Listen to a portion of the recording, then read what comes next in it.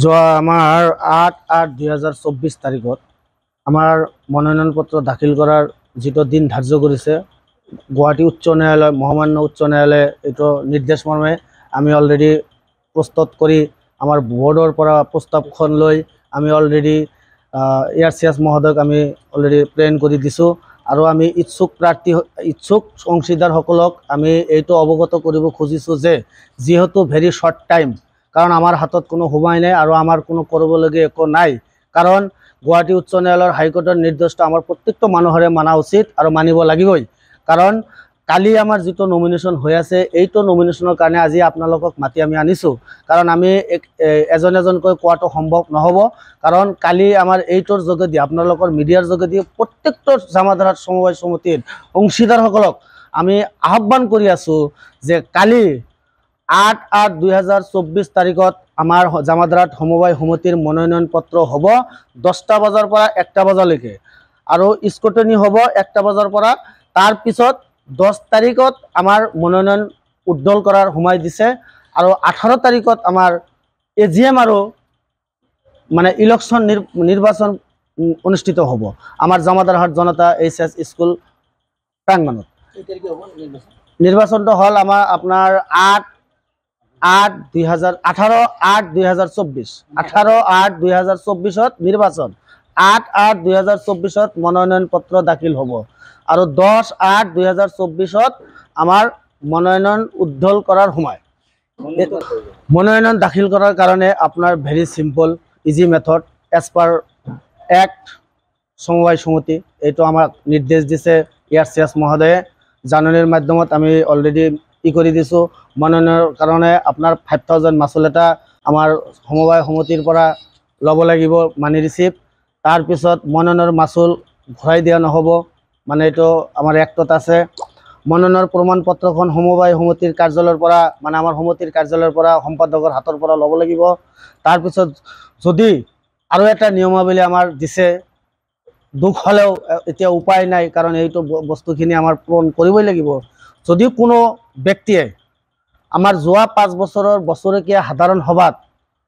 যদি উপস্থিত নাই দুটা সভাতো উপস্থিত নাই তেনেহ'লে সেই ব্যক্তিয়ে মানে নমিনেশ্যনখন কৰিব পাৰিব কিন্তু অবৈধ বুলি ঘোষণা কৰিব আমাৰ ARCS অফিচৰ পৰা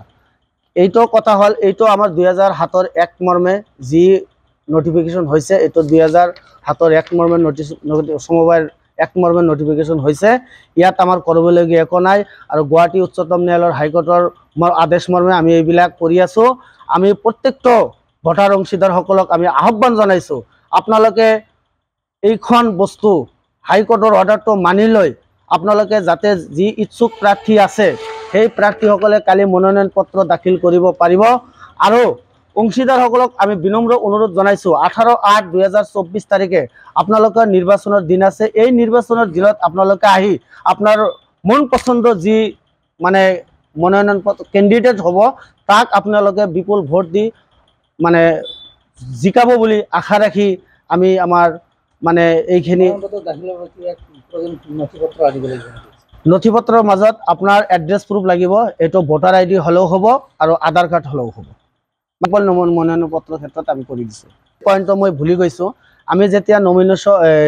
শ্বেয়াৰ হোল্ডাৰ যেতিয়া আমি আমাৰ সমবায়ত মানে অংশীদাৰ হিচাপে আমি যেতিয়া লৈছোঁ তেতিয়া আমি 2023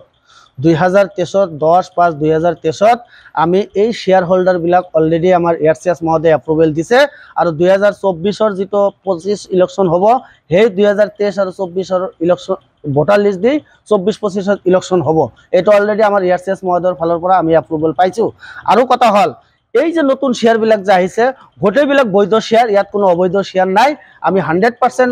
মানে সেই শ্বেয়াৰবিলাকৰ লগত আছোঁ আৰু সেই শ্বেয়াৰবিলাকে এইবেলি ভোট দিব পাৰিব সংখ্যা হৈছে 4994 জন আৰু এটা মূল কথাটো হ'ল আমাৰ যিটো বৰ্তমান প্ৰচেছ আৰু প্ৰক্ৰিয়া এইটো হ'ল 10 বজাৰ পৰা 12 বজালৈকে AGMখন চলিব AGMখনৰ পিছত 1 বজাৰ পৰা 5 বজালৈকে নিৰ্বাচনৰ প্ৰক্ৰিয়া চলিব গতিকে আপোনালোকে কাইণ্ডলি মানে জামাধাৰহাট সমবায় সমিতিক কোঅপাৰেট কৰক একচুৱেলি মেইন উদ্দেশ্যটো হ'ল আমি যোৱা জুলাই মাহত 14 তাৰিখত এটা আমাৰ বোৰ্ডে ৰেজুলেশ্যনৰ সিদ্ধান্ত লৈছিল। সিদ্ধান্ত লোৱাৰ পিছত সেইখিনি আমি ERCS মহোদয়ৰ ওচৰত জমা কৰিছিলোঁ, উইথ ভোটাৰ লিষ্ট আগতে দি দিছিলোঁ। দিয়াৰ পিছত আমি সেইবিলাক মানে কিবা এটা ডাউটফুল লাগিল। 25 তাৰিখ গুচি গ'ল, 26 তাৰিখ গুচি গ'ল, কিন্তু নমিনেশ্যনৰ কোনো মানে তাৰ পৰা আমি ইংগিত পোৱা নাছিলোঁ। কিন্তু আমি সেইবুলি আমি এই ইলেকশ্যনটো পতাৰ কাৰণে আমি গুৱাহাটী হাইকোৰ্টত মই গুচি গৈছিলোঁ। গুৱাহাটী হাইকোৰ্টৰ পৰা আকৌ নিৰ্দেশ দিছিল। নিৰ্দেশ দিয়াৰ পিছত 1-8 আৰু 2024 চনত মানে হৈছিল, মনোনয়ন পত্ৰ দাখিলৰ সোমাইছিল, কিন্তু আমি কাকো জনাব পৰা নাছিলোঁ, কাৰণ গুৱাহাটী হাইকোৰ্টৰ অৰ্ডাৰটো আমাৰ ফ'ল' কৰিবই লাগিব। সেইকাৰণে সিহঁতে ৰিটাৰ্নিং অফিচাৰ আহি আমাৰ শ্বেয়াৰ হোল্ডাৰ কিছুমানে মানে কমপ্লেইন এটা কৰিছিল, কৰাৰ পিছত সিহঁতে প্ৰচেছটো বন্ধ কৰি থৈ গৈছিল। তাৰপিছত আকৌ যেতিয়া আমি চালোঁ যে আমাৰ নহ'লেতো কমিটিখন মানে ডিছকুৱালিফাই হৈ যাব, আৰু আমাৰ এই অত্ৰ অঞ্চলৰ মানুহে আমাক ভুল এটা ভাবিব, কাৰণ আমাৰ এগেইনষ্টত মানুহ লাগিয়ে থাকে, আৰু সেই মানুহবিলাকে মানে সুযোগ লৈ আমাৰ মানুহবিলাকক অন্য এটা ঠাইত ভুল বুজাব। সেইকাৰণে আমি শ্বেয়াৰ হোল্ডাৰবিলাকক কৈ আছোঁ, আমি আপোনালোকৰ লগত আছোঁ, আমি থাকিম, আপোনালোকৰ কাৰণে যদি আৰু ক'ৰবাত যাব লাগে আমি যাম, কিন্তু ভোট আমি পাতি থৈ যাম।